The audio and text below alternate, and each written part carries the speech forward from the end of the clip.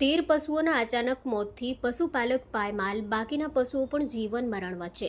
ગરીબ પરિવારનો આજીવિકાનો સ્ત્રોત છીનવાયો. વાગરા નગરમાં આહિર ફળિયામાં રહેતા એક ગરીબ પશુપાલક પર આભ ફાટ્યો હોય તેવી સ્થિતિ સર્જાઈ છે.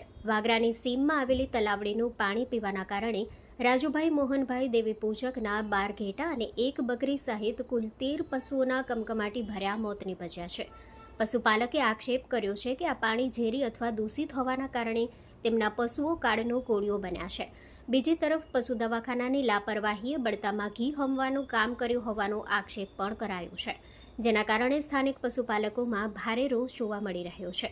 બનાવની વિગત મુજબ વાગરાના આહિર ફળિયામાં રહેતા પશુપાલક રાજુભાઈ મોહનભાઈ દેવી પૂજક, જેઓ 1 માર્ચના રોજ સવારે પોતાના પશુઓને લઈ ચરાવવા માટે વાગરાથી સારણ જતા માર્ગ પર આવેલી સીમમાં ગયા હતા.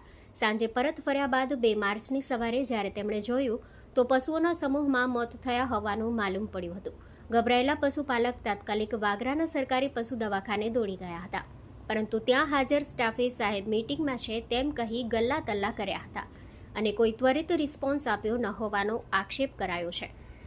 આખરે જ્યારે ડોક્ટરે આવીને ઇન્જેક્શન આપ્યા ત્યાં સુધીમાં 8 ઘેટા અને 1 બકરીના મોત થઈ ચૂક્યા હતા અને ઇન્જેક્શન આપ્યા બાદ પણ વધુ 4 ઘેટાએ દમ તોડ્યો હતો. હાલમાં રાજુભાઈ પાસે રહેલી અને 16 ઘેટી અને 9 બકરીઓ પણ જીવન મરણ વચ્ચે ઝૂલા ખાઈ રહી છે. આ ગરીબ પરિવાર માટે પશુઓ જ આજીવિકાનું એકમાત્ર સાધન છે, ત્યારે પશુઓના સામૂહિક મોતથી પશુપાલક પાયમાલ થઈ ગયા છે. તલાવડીનું પાણી પીવાથી આ હોનારત સર્જાય છે કે પછી અન્ય કોઈ ઝેરી કારણ છે તે તપાસનો વિષય છે. પીડિત પશુપાલક હવે સરકાર અને તંત્ર પાસે વળતરની માંગ કરી રહ્યા છે. શું તંત્ર આ ગરીબ પશુપાલકની વારે આવશે કે પછી ફાઇલોના ગૂંચવાડામાં આ મામલો દબાઈ જશે તે જોવું રહ્યું. તો બીજી તરફ વાગરાના પશુ ચિકિત્સક ડોક્ટર સાજિદ વોહરા સાથેની ટેલિફોનિક વાતચીતમાં આ સમગ્ર ઘટના અંગે નવી વિગતો પ્રકાશમાં આવી છે. તેમણે પશુપાલકના આક્ષેપો સામે સ્પષ્ટ કરતા જણાવ્યું હતું કે પશુઓની હાલત અંગે જાણ થતાં જ વિભાગ દ્વારા ત્વરિત એક્શન લેવામાં આવ્યા હતા. પ્રાથમિક તપાસમાં પશુઓના મોત પાછળનું કારણ તળાવડીના પાણીના બદલે ફૂડ પોઈઝનિંગ હોવાનું જણાઈ રહ્યું છે. ડોક્ટરના મતે સીમમાં જંગલી ભૂંડ કે ડુક્કરને મારવા માટે ખેતરોમાં મૂકવામાં આવેલા ઝેરી દવા મિશ્રિત લાડવા ખાવાથી આ પશુઓને ઝેરી અસર થઈ હોવાની શક્યતા છે. ઘટનાની ગંભીરતાને જોતા પશુઓને તાત્કાલિક એન્ટીડોઝ આપવામાં આવ્યા હતા અને હાલમાં બાકીના પશુઓનું સતત મોનિટરિંગ કરવામાં આવી રહ્યું છે. ડોક્ટર સાજિદ વોહરાએ વધુમાં ઉમેર્યું હતું કે પશુઓના પોસ્ટમોર્ટમ રિપોર્ટ આવ્યા બાદ ચોક્કસ કારણ સ્પષ્ટ થશે અને તે રિપોર્ટના આધારે સરકારમાં રજૂઆત કરી પીડિત પશુપાલકને મહત્તમ વળતર અપાવવા માટે વિભાગ દ્વારા તમામ શક્ય પ્રયાસો કરવામાં આવશે. જો આ પશુઓના મોત ખરેખર કોઈ અજાણ્યા શખ્સો દ્વારા જંગલી ડુક્કર કે અન્ય પ્રાણીઓને મારવા માટે ફેલાવવામાં આવેલા ઝેરી પદાર્થ અથવા દવા મિશ્રિત લાડવા ખાવાથી થયા હોય તો આ અત્યંત ગંભીર ગુનાહિત લાપરવાહી ગણાય.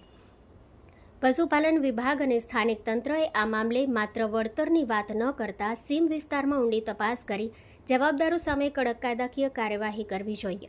ખેતરો કે સીમમાં આ પ્રકારે ઝેર ફેલાવવું એ માત્ર અબોલ પશુઓ માટે જ નહીં પણ પર્યાવરણ માટે પણ જોખમી સાબિત થઈ શકે છે. જો સમયસર તપાસ કરીને આ પ્રવૃત્તિ ડામવામાં નહીં આવે તો આગામી દિવસોમાં અન્ય પશુપાલકોના પશુધન પણ તેનો ભોગ બની શકે છે અને મોટી જાનહાનિ થવાની ભીતિ સેવાઈ રહી છે. હું આવી રીતે ઘેટા ચાળવા ગયો હતો, ત્યાંથી પાણી પાઈ ને સાંજે આવ્યો. બીજા દાડે સવાર મેં મારા 12 નંગ મરી ગયેલા છે ને ડૉક્ટરને બોલાવ્યો. ડૉક્ટર ના આવ્યા, ડૉક્ટરની જગ્યાએ પટાવાળા આવ્યા. પટાવાળા આવી ને ઇન્જેક્શન મારી ગયા, પણ તોય કોઈ હજુ ફેરફાર પડ્યો નથી. 12 નંગ જતા રહ્યા મારા. હું સાળનવાળા રોડ પર ગયો હતો. સાળનવાળા જે અમારી જડમે તલાવ છે એ તલાવમાં પાણી પાઈને આવી ને બીજા દાડે સવારમાં મેં ઉઠીને જોયું 4 થી 5 નંગ 6 નંગ પડેલા. ત્યાર પછીની પાછી મેં લાવી, મને એવું લાગ્યું કે આને કંઈ આફળો છે. એવી રીતે મેં લાવીને 6 લીટર છાશ લાવ્યો. 6 લીટર છાશ લાવીને પીવાયરા પછીને પાછા બીજા 5 નંગ પડ્યા. એવી રીતે બધા થઈને 12 નંગ જતા રહ્યા મારા. ઘેટાની કિંમત મારી તો લગભગ 12 થી 14 હજારની ઘેટીઓ હતી. એમ તો 15 ની ગણતરી વસ્તુ થાય કેટલાની 2 લાખ ઊંડીની વસ્તુ થાય.